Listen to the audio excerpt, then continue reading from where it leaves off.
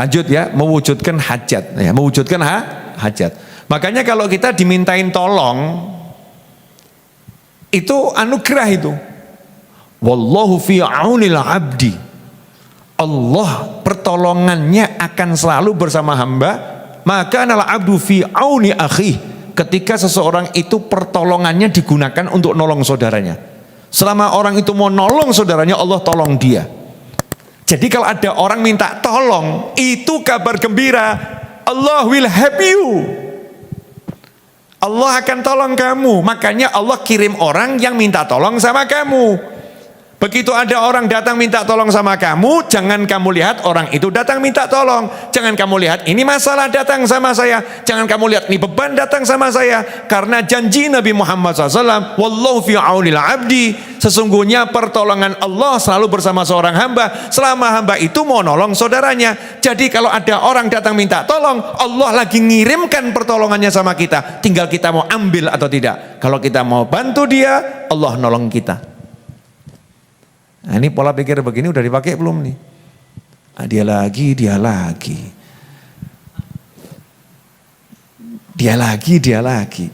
Masalah datang ini. Minta tolong nggak ada habisnya. Ya kalau ada orang minta tolong kita bisa bantu ya. Kabar gembira, berarti Allah akan terus nolong kita. Itu yang pertama. Yang kedua, kalau kita memang butuh pertolongan, berarti caranya gampang. Biar ditolong sama Allah, cari orang-orang yang butuh ditolong. Cari orang-orang yang butuh ditolong. Yang jelas-jelas orang itu minta tolong tapi nggak ada yang nolong. Mau bayar utang, angsuran bulan ini nggak ada uangnya, angsurannya 100.000 rupiah. Sementara kita punya uang 1 juta, tapi kita punya masalah 20 miliar.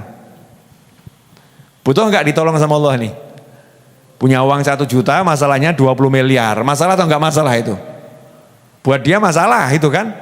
Kalau mau ditolong sama Allah Ta'ala, tolong itu orang-orang yang hutangnya 100.000 itu.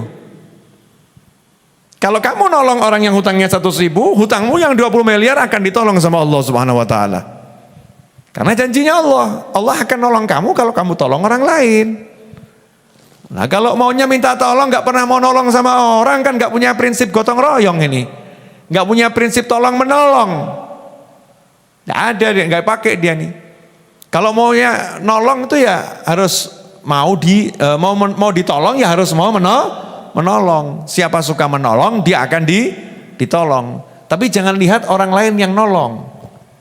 Ini ilmu asyik loh. Jadi kalau kita itu lagi butuh pertolongan, butuh bantuan, yang betul-betul bisa bantu kita siapa? Allah Subhanahu wa Ta'ala. Allah janji, aku akan bantu kamu. Aku akan bantu kamu. Syaratnya kamu juga bantu yang lain. Bantu hamba-hambaku. Selama kamu mau bantu hamba-hambaku, aku akan terus bantu kamu. Selesai masalah. Berarti gampang. Tinggal kita lihat siapa yang punya masalah, kita bantu selesaikan masalahnya. Masalah kita dibantu diselesaikan oleh Allah Subhanahu wa Ta'ala. Asyik atau enggak asyik? Asyik. Iya. Nah, saya minta tolong nih sama teman-teman yang di sini nih, jaga kebersihan Majelis Ar-Raudhah. Enggak usah pakai disuruh, mana yang kotor dibersihkan. Simpel toh? Minta tolong. Jangan sampai saya bersihkan sendiri, karena kesempatanmu dapat pertolongan Allah akan hilang. Kenapa? Habib Novel nggak minta tolong lagi. Yang bagian ngoding, misalnya begitu ya, yang bantu saya dalam dunia maya gitu. Walaupun nggak saya sebutkan orangnya, mudah-mudahan dia paham. Jangan sampai saya minta tolong ribuan kali gitu.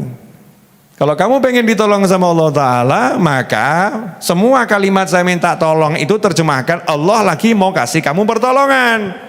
Mau kamu ambil atau kamu tunda-tunda. Kalau kamu tunda-tunda, maka pertolongan Allah untukmu juga ditunda oleh Allah Subhanahu wa Ta'ala.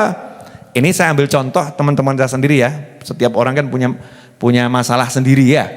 Nah, punya kasus sendiri nih dalam kehidupannya. Kalau kamu pengen masalahmu ditolong sama Allah, ya tolong selesaikan masalah orang lain. Selesai, enak. Gak ada yang susah. Nah yang buat susah itu kan kita egois. Cuman mikir diri sendiri, minta tolong terus, nggak mau nolong orang lain. Nggak mau nolong orang lain. Nah, ikhwani rahimakumullah, di antara rahmatnya orang-orang soleh, itu orang-orang soleh tersebut minta tolong kepada orang-orang yang lain, agar dia mendapatkan pahala yang besar, karena kalau dia nolong orang soleh, pahalanya lebih besar daripada nolong orang biasa.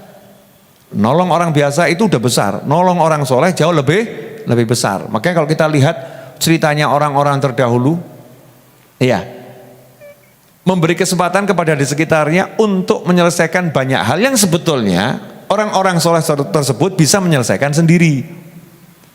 Contoh, baginda Muhammad SAW.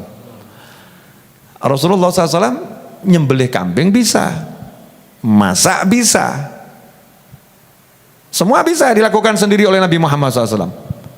Tapi Rasulullah SAW tidak menyelesaikannya sendiri. Kenapa? Memberi kesempatan kepada sahabatnya untuk mendapatkan pahala besar melayani Nabi Muhammad SAW. Makanya ketika dalam perjalanan baginda Muhammad SAW, meskipun beliau bisa menyelesaikan semuanya sendiri, tapi beliau memberi peluang kepada sahabat-sahabat beliau SAW. Contohnya itu di perjalanan, kemudian kok ada waktunya istirahat, sahabat nggak pakai disuruh, nggak pakai dimintai tolong, inisiatif, ya Rasulullah, izinkan saya sembelih kambingnya, silahkan. Ya Rasulullah, izinkan saya nanti yang motong-motong dagingnya, silahkan. Ya Rasulullah SAW, izinkan saya yang masak, silahkan. Ya Rasulullah, izinkan saya. Semua mau bantu Nabi Muhammad SAW.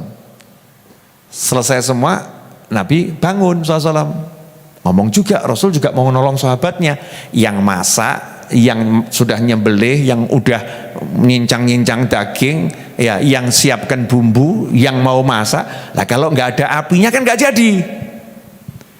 Nah, rupanya urusan api ini terlewatkan, terlupakan. Maka saat itulah baginda Muhammad SAW mengatakan, izinkan saya cari kayu bakarnya.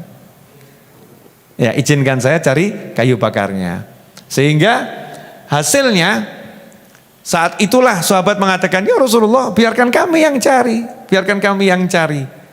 Apa yang terjadi?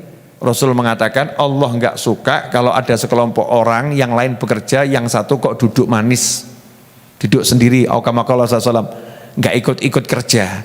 Maka saya ikut juga kerja bersama kalian. Tapi dari sudut kisah ini yang pengen saya ambil, Rasulullah SAW memberi kesempatan setiap orang di sekitarnya untuk membantu beliau. Padahal beliau bisa melakukan semua itu sendiri. Biar apa? Biar dapat pahala besar. Dan itu dicontoh oleh ulama dari generasi ke generasi. Ya, dari generasi ke generasi. Meskipun bisa